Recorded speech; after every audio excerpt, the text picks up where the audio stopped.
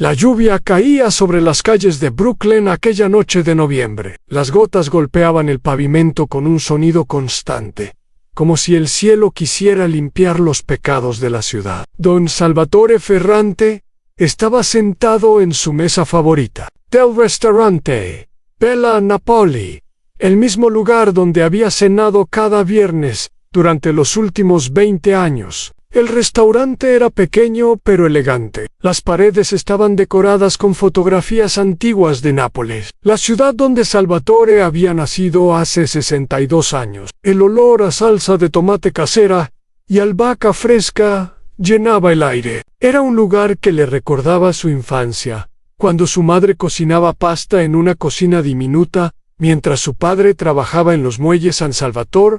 Era un hombre de estatura media, con cabello gris peinado hacia atrás y ojos oscuros que habían visto demasiadas cosas. Sus manos, ahora arrugadas por el tiempo, habían construido un imperio desde la nada. Controlaba el negocio del juego clandestino en toda la costa este. Casinos secretos, apuestas deportivas, máquinas tragamonedas en bares oscuros, todo pasaba por sus manos. Aquella noche, como siempre, estaba acompañado por su guardaespaldas más leal, un hombre enorme llamado Enzo. Enzo había trabajado para Salvatore durante 25 años. Era más que un empleado, era familia. Había salvado la vida de Salvatore 3 veces, y nunca había pedido nada a cambio, excepto respeto y un salario justo. El dueño del restaurante, un hombre calvo llamado Giuseppe, trajo personalmente el plato de pasta con mariscos que Salvatore había ordenado. También trajo una botella de vino tinto de la región de Campania. El favorito del jefe en Salvatore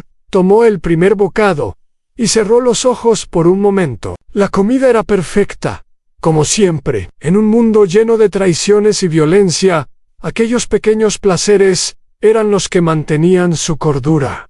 Una buena comida, un buen vino, la compañía silenciosa de un hombre en quien podía confiar. Enzo estaba sentado en una mesa cercana, observando la puerta principal con ojos vigilantes. Había otros 2 guardaespaldas afuera, en un coche negro estacionado frente al restaurante. Todo parecía normal, todo parecía seguro, pero en el mundo de Salvatore Ferrante, la seguridad era una ilusión. A las 9:43 de la noche, 3 hombres entraron por la puerta trasera del restaurante. Venían de la cocina, donde habían neutralizado al cocinero y a su ayudante sin hacer ruido. Llevaban máscaras negras y pistolas con silenciador. El primero en verlos fue Giuseppe, que estaba caminando hacia la cocina para buscar el postre. El pobre hombre no tuvo tiempo de gritar. Una bala le atravesó el pecho y cayó al suelo como una marioneta. A la que le cortan los hilos. Enzo reaccionó en una fracción de segundo. Se levantó de su silla y sacó su arma, pero los atacantes ya estaban disparando. Las balas volaron por el restaurante, destrozando platos, botellas de vino y ventanas. El sonido era extraño, amortiguado por los silenciadores, como golpes secos contra la madera. Salvatore se tiró al suelo detrás de su mesa. Su corazón latía con fuerza, pero su mente estaba clara. Había sobrevivido a situaciones peores. Sabía exactamente qué hacer. Debajo de la mesa, donde siempre se sentaba, había una trampilla. La había mandado instalar 15 años atrás, cuando compró el edificio entero. La trampilla conducía a un túnel que atravesaba el sótano y salía a un callejón 2 cuadras más allá.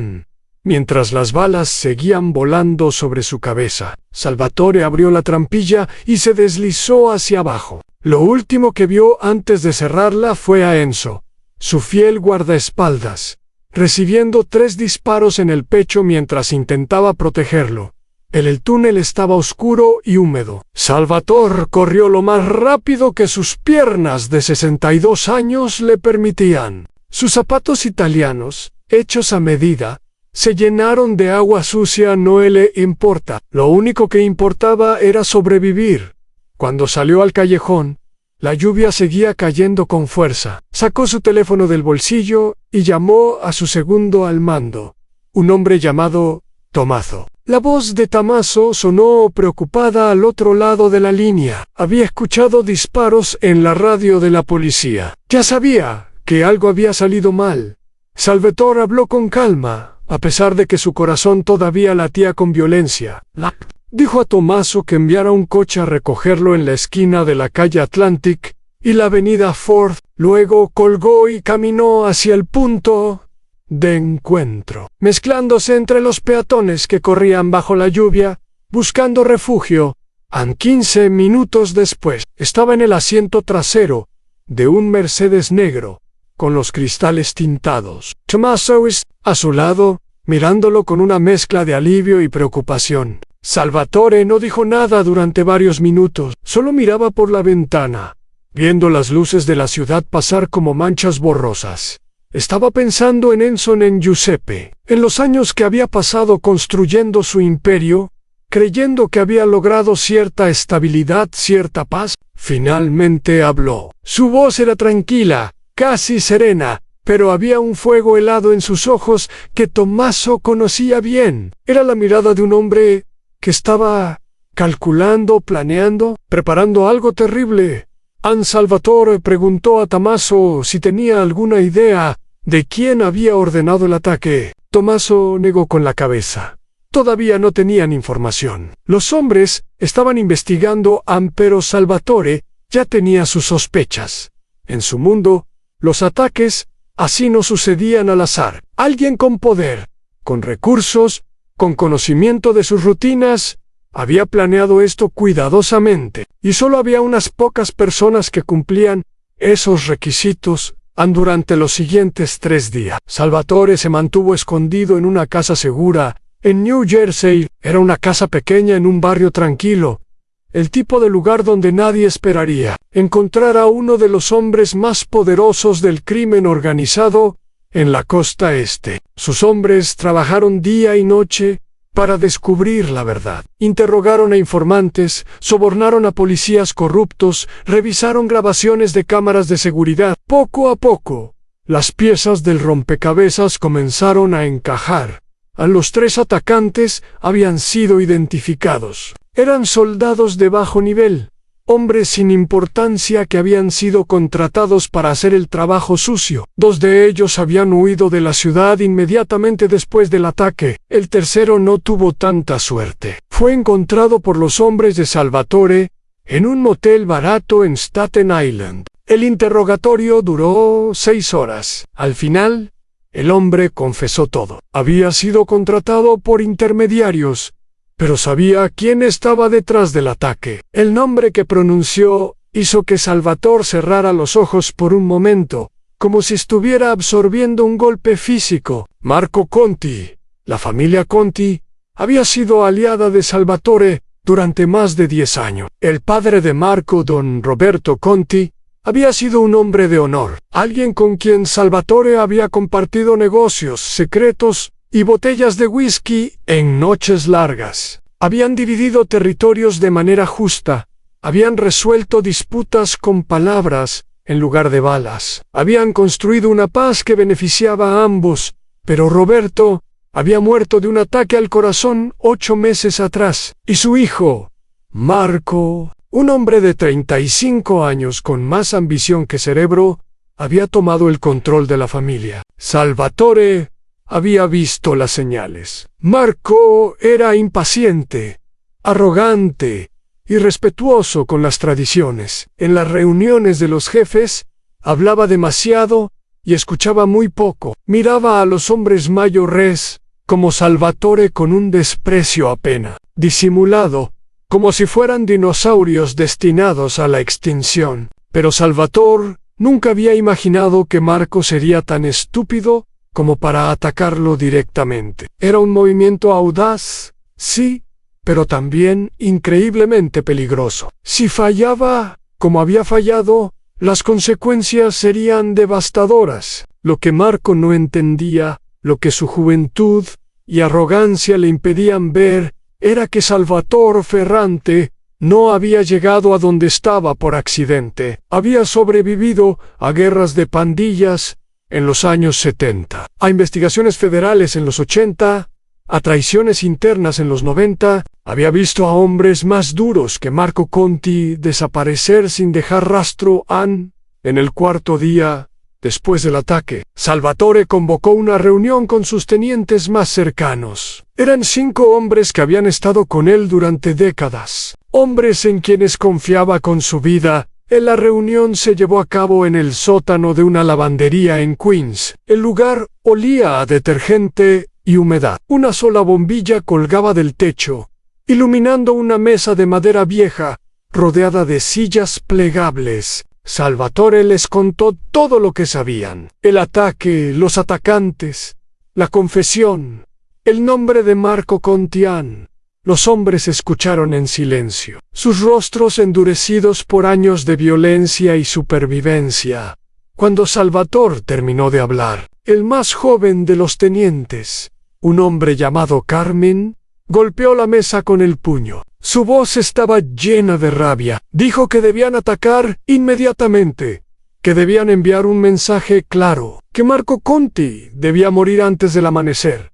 Los otros asintieron con la cabeza. Era la respuesta natural. Era lo que cualquier jefe de la mafia haría en esa situación. Ojo por ojo, sangre por sangre. Pero Salvatore levantó la mano, pidiendo silencio. Su voz era calmada cuando habló, pero cada palabra llevaba el peso de décadas de experiencia.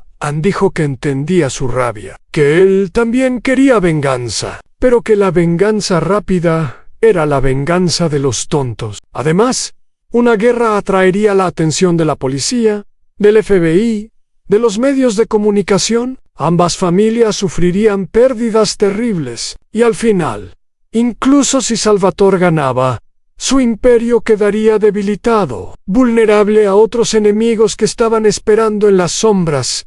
No, dijo Salvatore, había otra manera. Una manera más inteligente, más efectiva, más devastadora. Una manera que convertiría a Marco Conti de cazador en presa, sin que Salvatore tuviera que disparar una sola bala. Los tenientes intercambiaron miradas confundidas. No entendían lo que su jefe estaba planeando, pero conocían a Salvatore lo suficiente como para confiar en él.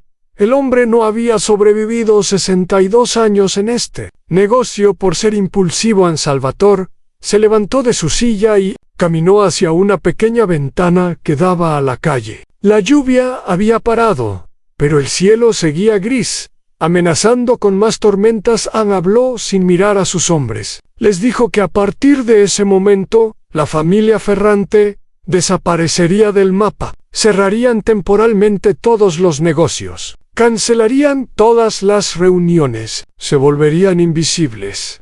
Marco Conti pensaría que había ganado, que Salvatore estaba asustado, escondido, derrotado, y en su arrogancia, Marco cometería errores que Salvatore estaría observando, documentando, preparando para usar en el momento adecuado.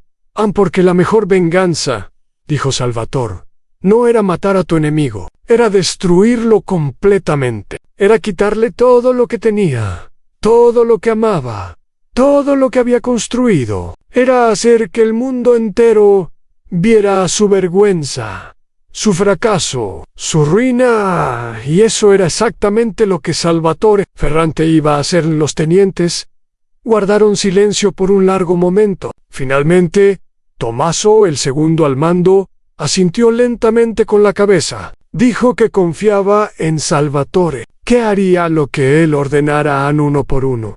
Los otros hombres expresaron lo mismo. No entendían completamente el plan, pero estaban dispuestos a seguir a su jefe. Hasta el final. Salvatore se volvió hacia ellos, y por primera vez desde el ataque, una pequeña sonrisa apareció en sus labios. Era una sonrisa fría, calculadora, la sonrisa de un depredador que sabe exactamente cómo va a atrapar a su presa. Les agradeció su lealtad, les dijo que no los defraudaría, y luego les dio instrucciones específicas sobre lo que cada uno debía hacer en las próximas semanas.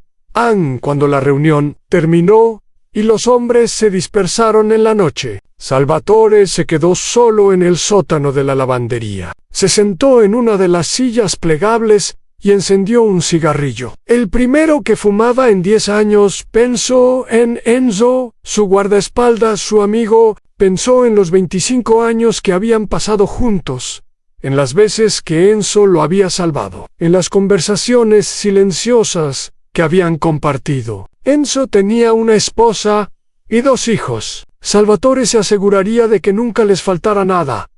Pensó en Giuseppe, el dueño del restaurante, un hombre inocente que había muerto simplemente por estar en el lugar equivocado. Su única culpa había sido servir buena comida a un cliente peligroso. Y pensó en Marco Conti, en su arrogancia, su estupidez, su falta de respeto por las reglas que habían mantenido la paz durante tanto tiempo. Marco no entendía lo que había hecho, no entendía que había despertado algo antiguo y terrible, algo que no se podía detener con balas o dinero. En Salvatore Ferrante había construido su imperio con paciencia, inteligencia y una voluntad de hierro, y ahora usaría esas mismas herramientas para destruir a Marco Conti. Sería rápido, no sería limpio, pero sería absolutamente devastador. El cigarrillo se consumió lentamente entre sus dedos. El humo subía hacia el techo en espirales grises. Afuera, la ciudad seguía su ritmo frenético, ignorante de las fuerzas oscuras que se movían en sus sombras. La guerra había comenzado, pero no sería la guerra que Marco Conti esperaba.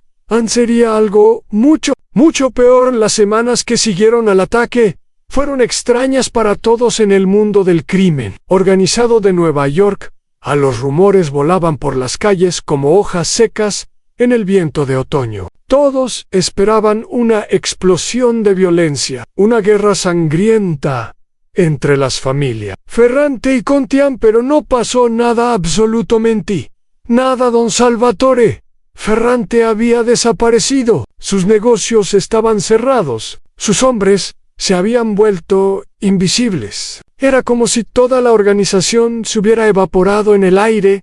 Marco Conti no podía creer su suerte. Había ordenado el ataque, esperando una de 2 cosas: la muerte de Salvatore o una guerra abierta. Estaba preparado para ambas. Tenía hombres armados, dinero en efectivo, alianzas con otras familias menores que estaban cansadas del dominio de los viejos jefes. Pero el silencio de Salvatore lo desconcertó al principio. Luego, a medida que pasaban los días y nada sucedía, el desconcierto se transformó en satisfacción. En arrogancia, Marco comenzó a decirle a quien quisiera escuchar que había derrotado al viejo Ferrante, sin siquiera tener que pelear, que el famoso Don Salvatore, el hombre que todos temían, era en realidad un cobarde que se había escondido como una rata asustada ante el primer signo de peligro. Los otros jefes de familia escuchaban estas palabras con expresiones neutrales. Algunos asentían educadamente, otros simplemente guardaban silencio. Pero en privado, muchos intercambiaban miradas de duda. Conocían a Salvatore Ferrante desde hacía décadas. Sabían que no era un hombre que huyera de una pelea. Algo más estaba pasando, algo que Marco, en su juventud e inexperiencia, no podía ver.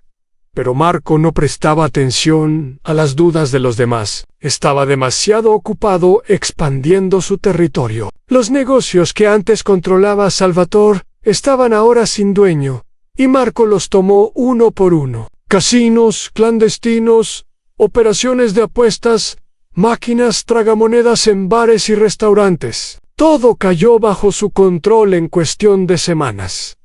Su organización creció rápidamente. Contrató nuevos soldados, hombres jóvenes y hambrientos que querían hacer dinero rápido. Compró a policías corruptos que antes trabajaban para Salvatore. Estableció nuevas rutas para mover dinero, nuevas conexiones con proveedores, nuevas alianzas con criminales de otras ciudades. Marco se sentía invencible. Había logrado en unos pocos meses lo que su padre nunca se había atrevido a intentar en toda su vida. Había derrocado al rey y tomado su corona. Era el hombre más poderoso del crimen organizado en la costa estiano, o al menos eso creían. Lo que Marco no sabía era que Salvatore Ferrante no estaba escondido, estaba observando cada movimiento que Marco hacía, cada negocio que abría, cada persona que contrataba. Todo era registrado y analizado por los hombres de Salvatore.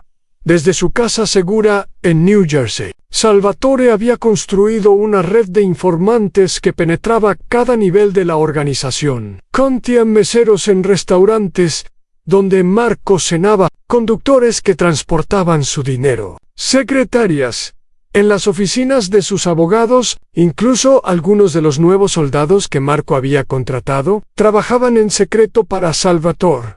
Pero la información más valiosa no venía de los informantes de bajo nivel. Venía de tres fuentes que Marco nunca hubiera imaginado.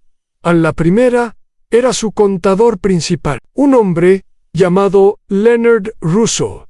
Leonard había trabajado para la familia Conti durante 15 años, manejando sus finanzas con discreción y eficiencia. Era un hombre pequeño, calvo, con gafas gruesas y una cara que nadie recordaba. El tipo de persona que pasaba desapercibida en cualquier habitación. Pero Leonard tenía un secreto. Hacía 5 años había cometido un error. Había desviado una pequeña cantidad de dinero de las cuentas de la familia Conti para pagar las deudas de juego de su hermano, Roberto Conti, el padre de Marco. Nunca se había enterado. Pero Salvatore Ferrante, uno de los hombres de Salvatore, se había acercado a Leonard poco después del ataque al restaurante. Le había mostrado pruebas del robo y le había dado 2 opciones: trabajar para Salvatore o ser entregado a Marco Conti, quien sin duda lo mataría por traición. En Leonard no tuvo que pensarlo mucho. Comenzó a enviar copias de todos los documentos financieros de la familia Conti a un buzón anónimo. Estados de cuenta bancarios, registros de transacciones, contratos con proveedores, todo. Salvatore ahora sabía exactamente cuánto dinero tenía Marco, de dónde venía y a dónde iban. La segunda fuente era aún más valiosa. Se llamaba Isabella Moreno y era la amante de Marco Conti. Isabella era una mujer hermosa de 28 años. Tenía cabello negro largo, ojos verdes y una sonrisa que podía derretir el corazón más frío. Marco la había conocido en un club nocturno 6 meses antes de la muerte de su padre. Desde entonces había sido su compañera constante, la mujer que aparecía en su brazo en fiestas y eventos. Pero Isabella no amaba a Marco. Él lo toleraba porque él le daba dinero, ropa cara, joyas y una vida de lujo que ella nunca podría haber alcanzado por sí misma. En el fondo, lo despreciaba. Marco era cruel, egoísta y la trataba más como una posesión que como una persona. 3 semanas después del ataque, Isabella recibió una llamada de un número desconocido. Una voz amable le preguntó si estaría interesada en una conversación privada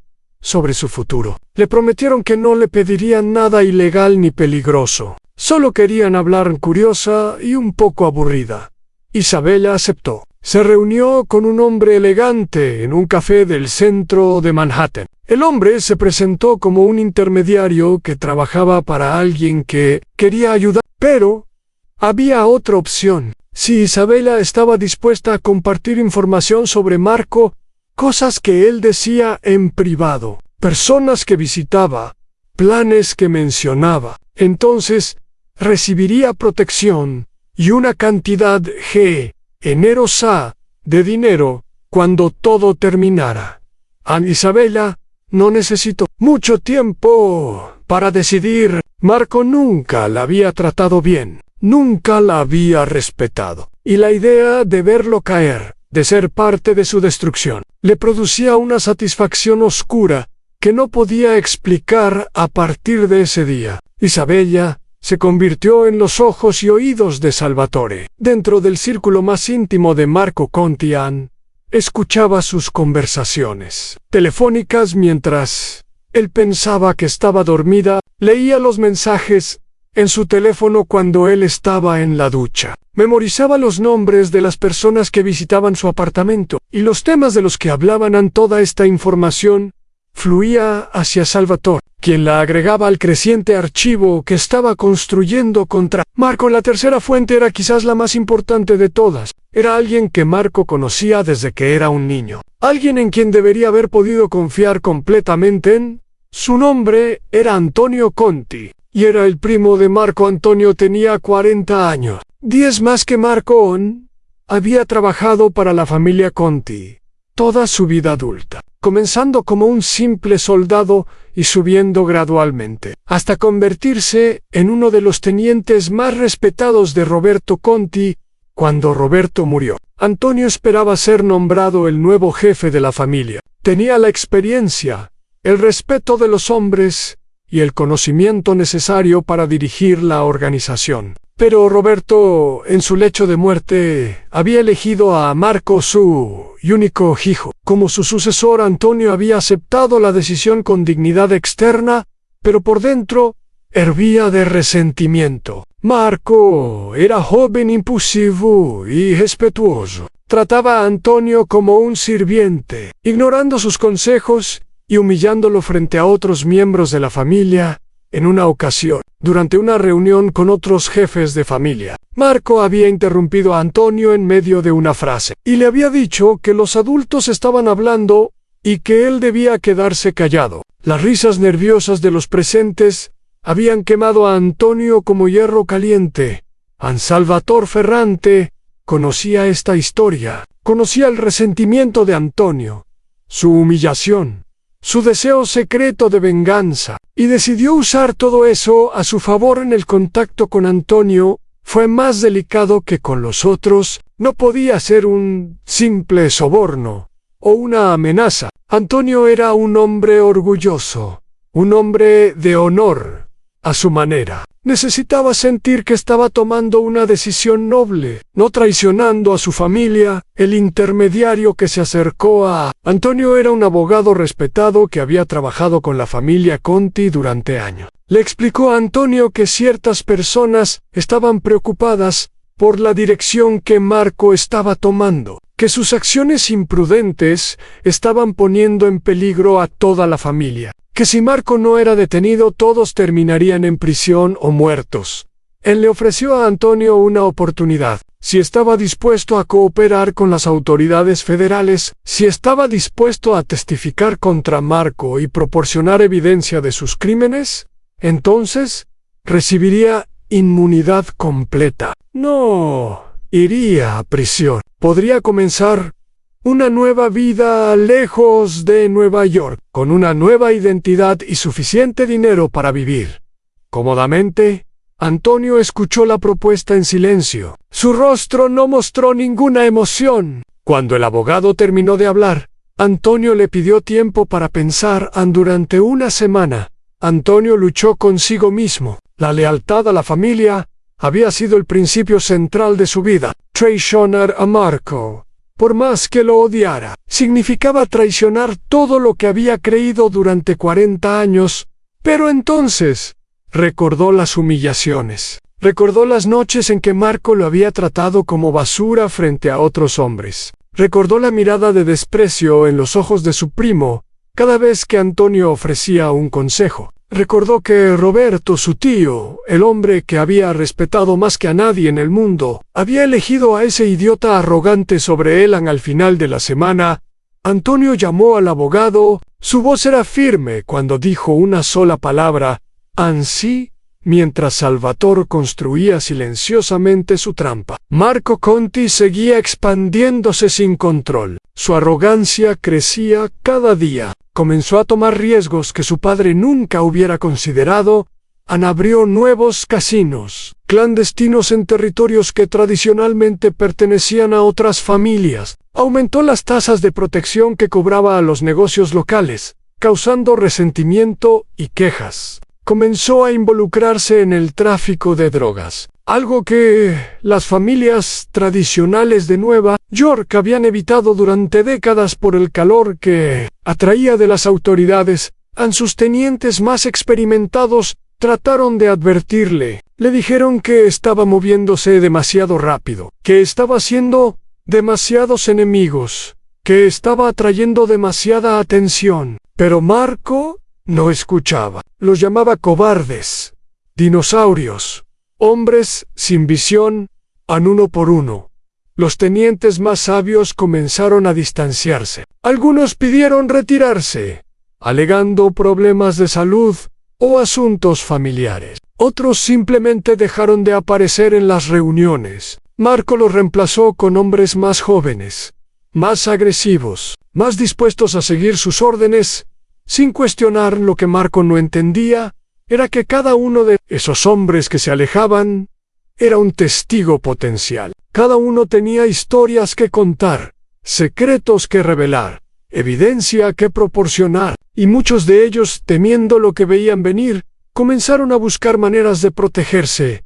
Algunos contactaron abogados, otros buscaron hacer tratos con la policía o el FBI. Unos pocos incluso se acercaron a Salvatore Ferrante, ofreciendo información a cambio de protección cuando todo se derrumbara. Salvatore los recibió a todos con los brazos abiertos. Cada pieza de información, cada documento, cada grabación secreta, todo se agregaba al archivo que estaba construyendo. Era un archivo que ahora tenía miles de páginas, que documentaba años de actividad criminal, que conectaba a Marco Conti con docenas de delitos graves. Pero Salvatore no tenía prisa. Sabía que el momento adecuado llegaría. Sabía que Marco, en su arrogancia, seguiría cometiendo errores, seguiría dejando rastros, seguiría cavando su propia tumba. Pasaron 3 meses desde el ataque al restaurante. Luego 5, el invierno llegó a Nueva York, cubriendo las calles con nieve sucia y hielo peligroso. Marco Conti celebró el año nuevo en una fiesta lujosa en su penthouse de Manhattan. Había cientos de invitados, champán francés, música en vivo, mujeres hermosas por todas partes. Marco estaba en el centro de todo, recibiendo felicitaciones y adulaciones de personas que querían estar cerca del nuevo rey del crimen organizado. Isabella estaba a su lado, sonriendo para las cámaras, luciendo un vestido rojo que había costado más que lo que muchas familias ganan en un año. Nadie en la fiesta sabía que ella había pasado la tarde anterior reunida con los hombres de Salvatore, entregándoles los últimos detalles sobre las operaciones de Marco Antonio. También estaba presente, de pie, en una esquina con una copa de whisky en la mano. Observaba a Marco con ojos que no revelaban nada, pero por dentro contaba los días que faltaban para la caída de su primo Eni, y en algún lugar de New Jersey, en una casa pequeña y anónima, Salvatore Ferrante también celebraba el Año Nuevo, pero su celebración era silenciosa, solitaria. Estaba sentado frente a una chimenea, con una copa de vino tinto en la mano. Mirando las llamas bailar, pensaba en todo lo que había construido durante el año. La red de informantes, el archivo de evidencia, las conexiones con periodistas y fiscales, las piezas del rompecabezas que finalmente estaban encajando. Pensaba en Enzo, su guardaespaldas, cuya tumba había visitado en secreto la semana anterior. Había dejado flores y había prometido, en voz baja, que su muerte sería vengada. Y pensaba en Marco Conti, el joven arrogante que creía haber ganado, que celebraba su victoria sin saber que ya estaba condenado. Pronto, muy pronto, la trampa se cerraría. Y cuando eso sucediera, Marco Conti desearía haber muerto aquella noche en el restaurante Bella Napoleon, porque lo que Salvatore le tenía preparado era mucho, mucho peor que la muerte. Era la destrucción total, la humillación pública, la pérdida de todo lo que Marco había construido, todo lo que amaba, todo lo que era. Salvatore levantó su copa hacia el fuego, como si brindara con las llamas. Primero el año nuevo, había llegado, y con él, el principio del fin para Marco Conti. El invierno en Nueva York fue especialmente cruel aquel año. Las temperaturas cayeron por debajo de cero durante semanas. La nieve se acumulaba en las calles, convirtiéndose en montañas grises de hielo sucio. La gente caminaba con la cabeza baja, luchando contra el viento helado que soplaba desde el río Hudson. Pero dentro del penthouse de Marco Conti, el clima era siempre perfecto. El sistema de calefacción mantenía una temperatura agradable. Las ventanas de piso a techo ofrecían vistas espectaculares de la ciudad. Los muebles eran de cuero italiano. Las obras de arte en las paredes valían millones. Y había siempre una botella de champán fría esperando en la cocina.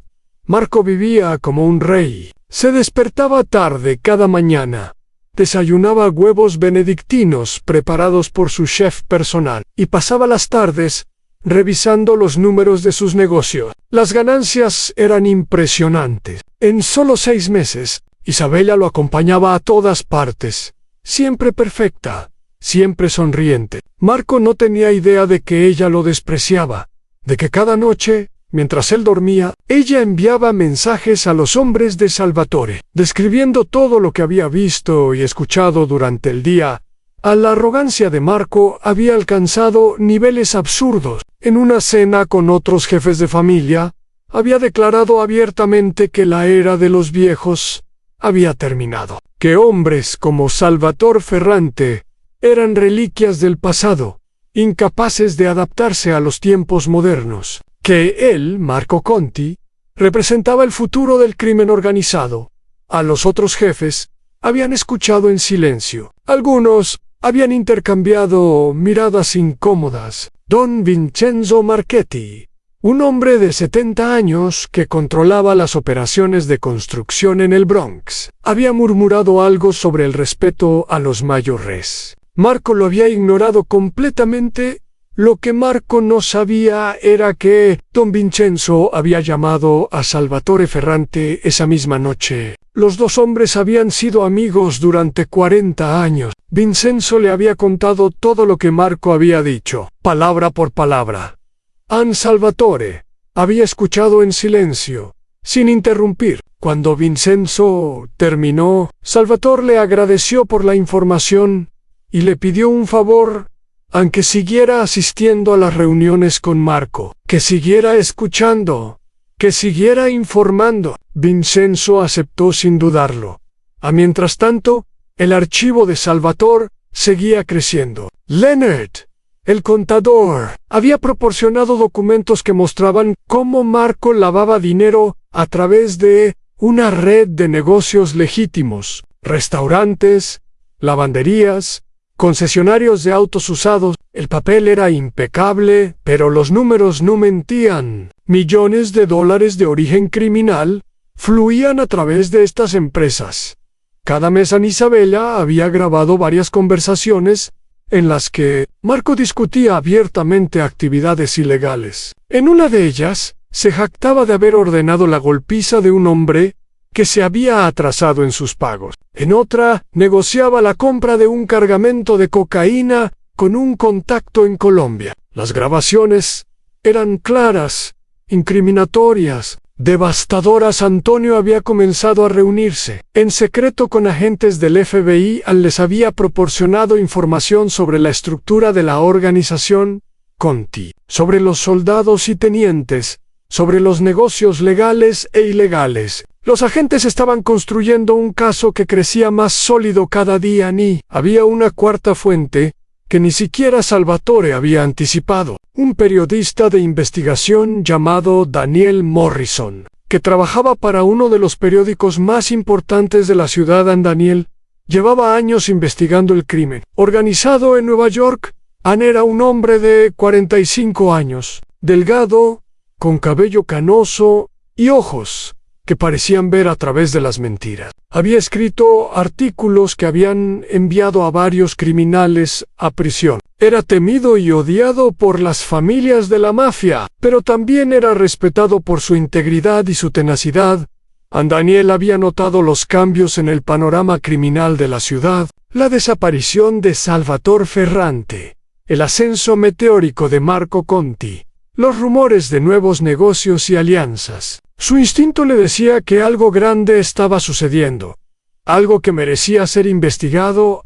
Comenzó a hacer preguntas. Habló con sus fuentes en la policía, con informantes en la calle, con ex empleados de las familias mafiosas. Poco a poco, fue armando un cuadro de lo que estaba pasando. Un día, Daniel recibió un sobre anónimo en su oficina. Dentro había copias de documentos financieros, grabaciones de audio y una nota escrita a máquina que decía, simplemente, esto es solo el comienzo. Hay mucho más.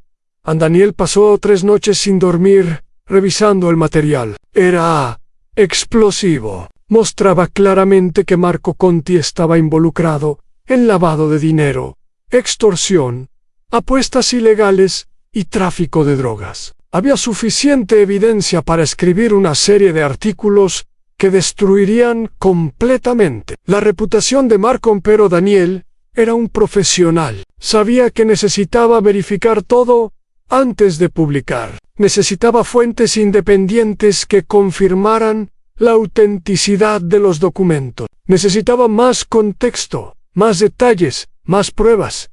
Comenzó a investigar con más intensidad. Entrevistó a docenas de personas, muchas de ellas de manera anónima. Visitó los negocios que aparecían en los documentos. Comparó los números con registros públicos. Cada paso que daba confirmaba lo que el sobre anónimo había sugerido.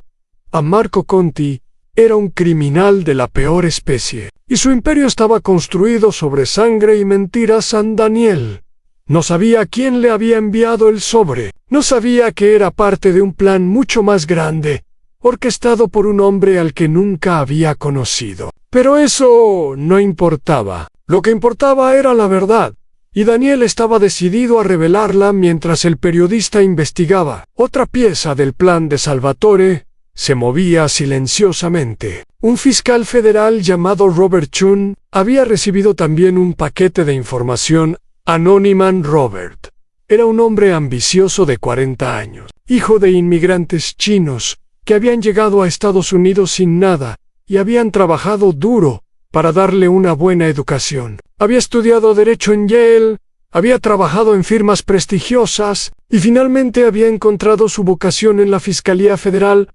Robert soñaba con casos grandes, casos que hicieran historia, casos que lanzaran su carrera hacia la política. Había procesado con éxito a varios criminales menores, pero nunca había tenido la oportunidad de ir tras un pez gordo. En el paquete que recibió contenía información similar a la que había recibido Daniel Morrison, pero con un enfoque diferente. Los documentos estaban organizados de manera legal, con anotaciones que señalaban exactamente qué leyes federales habían sido violadas. Era como si alguien hubiera hecho el trabajo preliminar para Robert, presentándole el caso en bandeja de plata. Robert pasó semanas revisando el material, consultó con otros fiscales, habló con agentes del FBI, verificó la información a través de canales oficiales. Todo coincidía. Marco Conti era culpable de docenas de delitos federales y había suficiente evidencia para procesarlo, pero Robert era cauteloso. Sabía que un caso contra un jefe de la mafia requería una preparación meticulosa. Un solo error podría hacer que todo se derrumbara. Necesitaba más testigos, más pruebas, más tiempo. Comenzó a construir su caso en secreto. Solicitó órdenes judiciales para intervenir los teléfonos de Marco. Envió agentes encubiertos a investigar sus negocios. Entrevistó a personas que habían tenido tratos con la familia Conti y que estaban dispuestas a cooperar a cambio de inmunidad. La red se estaba cerrando alrededor de Marco Conti, y él no tenía la menor idea.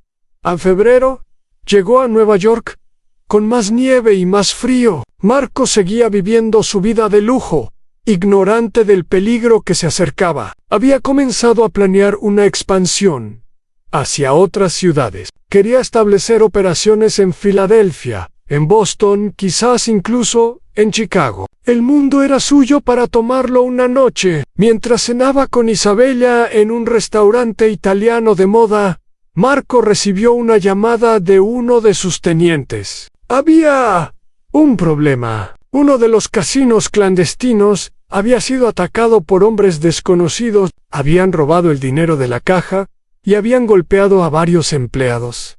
A Marco se puso furioso. Ordenó a sus hombres que investigaran inmediatamente, que encontraran a los responsables y los trajeron ante él. Nadie robaba a Marco Conti y vivía para contarlo. Pero la investigación no llevó a ninguna parte. Los atacantes habían sido profesionales. No habían dejado huellas, no habían sido captados por las cámaras, nadie los había visto llegar ni partir. Era como si hubieran sido fantasmas. Una semana después, otro negocio fue atacado. Esta vez fue una operación de apuestas deportivas en Queens. Los atacantes entraron justo antes del gran partido del Super Bowl, cuando las apuestas estaban en su punto máximo. Se llevaron casi $1 millón. En efectivo, Marco estaba enloqueciendo. Ordenó más seguridad, más vigilancia, más precauciones. Pero los ataques continuaron. Cada pocas semanas, uno de sus negocios era golpeado. Nunca el mismo lugar 2 veces. Nunca de la misma manera. Los atacantes parecían saber exactamente cuándo y dónde golpear para causar el máximo daño. Lo que Marco no sabía era que estos ataques no eran obra de Salvatore Ferrante. Eran oportunistas. Pequeños criminales que habían detectado debilidad en la organización Conti y estaban aprovechándose de ella. La desaparición de Salvatore había dejado un vacío de poder, y ese vacío estaba siendo llenado por el caos. Pero Marco culpaba a Salvatore. Estaba convencido de que el viejo había salido de su escondite y estaba contraatacando. Ordenó a sus hombres que buscaran cualquier señal de actividad de Ferrante, cualquier indicio de dónde podría estar escondido en esta obsesión con Salvatore. Distrajo a Marco de amenazas mucho más reales y cercanas. Mientras sus hombres perseguían fantasmas, el fiscal Robert Chun estaba obteniendo las últimas piezas de evidencia que necesitaba. El periodista Daniel Morrison estaba escribiendo los primeros borradores de su artículo explosivo, y Antonio Conti estaba preparándose para el momento en que tendría que testificar contra su propio primo Marzo. Llegó con los primeros signos de primavera. La nieve comenzó a derretirse, revelando las calles sucias debajo. Los árboles empezaron a mostrar los primeros brotes verdes. La ciudad parecía despertar de un largo sueño invernal. Salvatore Ferrante también estaba despertando. Había pasado meses en las sombras, observando, esperando, preparando. Ahora sentía que el momento estaba cerca. Todas las piezas estaban en su lugar. Solo faltaba dar el empujón final.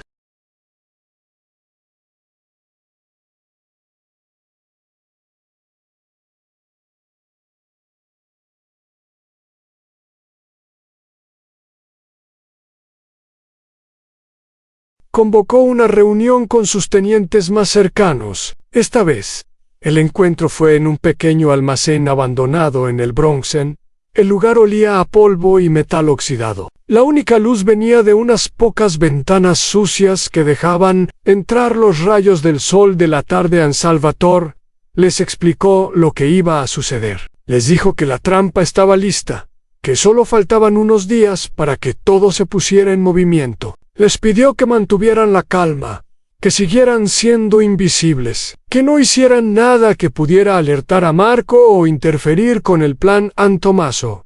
Preguntó qué pasaría exactamente. Salvatore sonrió, una sonrisa pequeña y fría que no llegó a sus ojos. Le explicó que primero vendría el artículo del periodista, expondría los crímenes de Marco ante el mundo, destruiría su reputación, lo convertiría en un paria. Luego vendrían los arrestos. El FBI ejecutaría órdenes contra Marco y sus tenientes principales. Las cuentas bancarias serían congeladas. Los negocios serían cerrados. Y finalmente, vendría el juicio. Antonio Conti testificaría contra su primo, Leonard. El contador explicaría exactamente cómo funcionaba el lavado de dinero. Otros testigos contarían historias de violencia, extorsión y corrupción. Marco sería condenado y pasaría el resto de su vida en prisión. A los tenientes escucharon en silencio. Cuando Salvatore terminó, Carmine, el más joven, hizo una pregunta.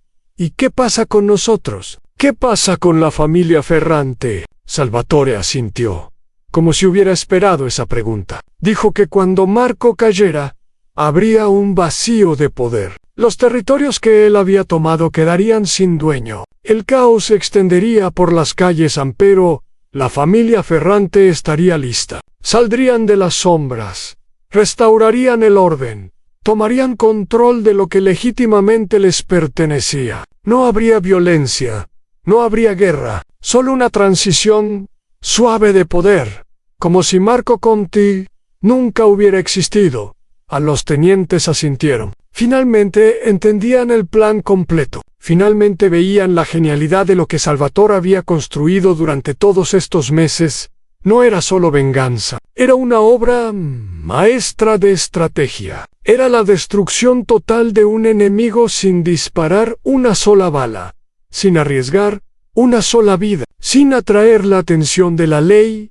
Era, en pocas palabras, perfecto. Salvatore se levantó de su silla y caminó hacia una de las ventanas sucias. Afuera, el sol se estaba poniendo detrás de los edificios del Bronx. El cielo estaba pintado de naranja y púrpura, como si la ciudad misma estuviera en llamas. Ann pensó en todo el camino que había recorrido, desde aquella noche, en el restaurante Bella a Nápoli, en la sangre, el miedo, la rabia, en las noches sin dormir, planeando cada detalle, en la paciencia infinita que había necesitado para esperar el momento adecuado. Ann, y pensó en Marco Conti, el joven arrogante que creía haber ganado, que en este mismo momento probablemente estaba cenando en algún restaurante caro, rodeado de aduladores, sintiéndose invencible. Marco no tenía idea de lo que estaba a punto de golpearlo. No tenía idea de que su mundo estaba a punto de derrumbarse. No tenía idea de que cada persona en la que confiaba lo había traicionado, que cada paso que había dado había sido observado, que cada palabra que había dicho había sido grabada. No tenía idea de que ya estaba muerto, solo que su cuerpo todavía no lo sabía. Ann Salvatore cerró los ojos por un momento y respiró profundamente. El aire del almacén era viejo y polvoriento, pero le parecía el aire más dulce que había respirado en meses. La espera había terminado en la cacería. Estaba a punto de comenzar. El lunes comenzó como cualquier otro día para Marco Contiance. Despertó a las 10 de la mañana en su penthouse de Manhattan, con Isabella dormida a su lado. El sol entraba por las enormes ventanas, iluminando las sábanas de seda blanca y los muebles de diseño italiano. Marco se levantó, se duchó y desayunó mientras revisaba los mensajes en su teléfono. Todo parecía normal. Los negocios marchaban bien. No había noticias alarmantes. Era, en apariencia, un día más en la vida de un hombre poderoso. A las 11 de la mañana, su teléfono comenzó a sonar sin parar. Primero fue su abogado, con voz nerviosa, preguntándole si había visto el periódico. Luego fue uno de sus tenientes, casi gritando de pánico. Luego, y otro. Marco encendió la televisión y sintió que el suelo se abría bajo sus pies. El artículo de Daniel Morrison había sido publicado esa mañana en primera plana. El titular era brutal: en imperio criminal expuesto, documentos revelan red de lavado de dinero y violencia. Debajo del titular había una fotografía de Marco, tomada en una fiesta hace algunos meses, sonriendo con una copa de champán en la mano. El artículo era devastador. Detallaba cada aspecto de las operaciones ilegales de Marco en los casinos clandestinos, las apuestas deportivas, el tráfico de drogas, el lavado de dinero a través de negocios legítimos, las extorsiones a comerciantes locales, los actos de violencia contra quienes se negaban a pagar. Había documentos financieros, fotografías, transcripciones de conversaciones grabadas. Todo estaba allí, expuesto ante el mundo, sin ningún lugar donde esconderse. Marco leyó el artículo 3 veces, cada vez más pálido. No podía entender cómo había sucedido esto, cómo alguien había obtenido información tan detallada, tan precisa, tan incriminatoria. Había sido cuidadoso, había confiado solo en personas cercanas, había tomado precauciones, pero evidentemente no había sido suficiente. Las horas siguientes fueron un caos. El teléfono de Marco no dejaba de sonar. Sus abogados querían reunirse urgentemente. Sus tenientes preguntaban qué debían hacer. Periodistas llamaban buscando comentarios. Incluso algunos de sus socios de negocios legítimos llamaban para distanciarse de él antes de que fuera demasiado tarde. Isabella observaba todo desde un rincón del apartamento, fingiendo preocupación, mientras por dentro sentía una satisfacción fría. Había esperado este momento durante meses. Había contribuido a hacerlo posible. Y ahora estaba presenciando el comienzo del fin de Marco Contián. Por la tarde, las cosas empeoraron. Marco descubrió que varias de sus cuentas bancarias habían sido congeladas por orden judicial. Millones de dólares. Inaccesible. Intentó llamar a su banquero, pero el hombre no respondió. Intentó contactar a otros asociados financieros, pero todos parecían haber desaparecido.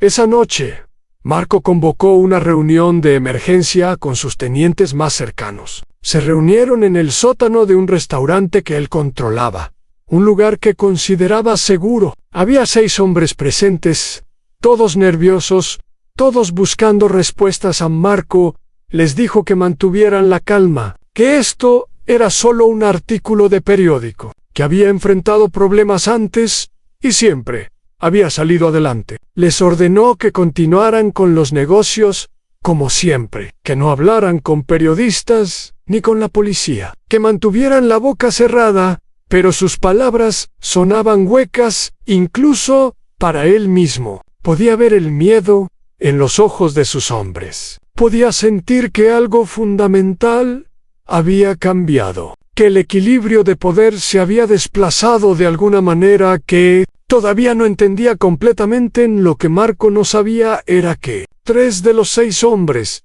en esa habitación ya habían hecho tratos con el FBI. Cada palabra que decía estaba siendo memorizada para ser reportada más tarde. Cada instrucción que daba era evidencia adicional de su culpabilidad. El martes amaneció gris y lluvioso. Marco apenas había dormido. Pasó la noche haciendo llamadas, tratando de controlar el daño, buscando aliados que pudieran ayudarlo. Pero las respuestas que recibía eran cada vez más frías, más distantes. A las 6 de la mañana, los agentes del FBI llegaron a su edificio. Eran más de 30, vestidos con chalecos antibalas y armados hasta los dientes. Habían traído equipos de televisión que filmaban todo desde la acera. Era un espectáculo diseñado para humillar, para enviar un mensaje a Marco.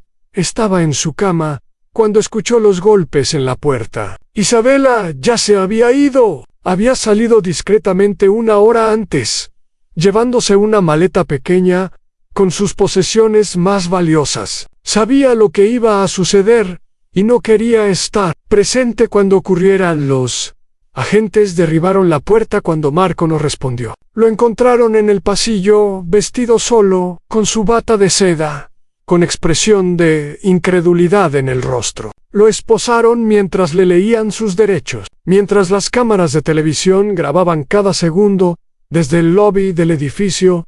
Lo sacaron del edificio en pijama, sin zapatos, con el cabello despeinado y la bata apenas cubriendo su cuerpo. Los fotógrafos tomaron cientos de imágenes. Los periodistas gritaban preguntas. Los vecinos observaban desde las ventanas, susurrando entre ellos. Era la imagen perfecta de la caída de un hombre poderoso, de la arrogancia convertida en humillación, del rey derrocado, arrastrándose en la suciedad. Las noticias de los arrestos dominaron la televisión durante todo el día. No solo habían arrestado a Mark Ong en operaciones simultáneas en 14 ubicaciones diferentes. Los agentes federales habían capturado a 12 de sus tenientes más cercanos. Habían confiscado armas, drogas, dinero en efectivo. Habían cerrado casinos clandestinos y operaciones de apuestas.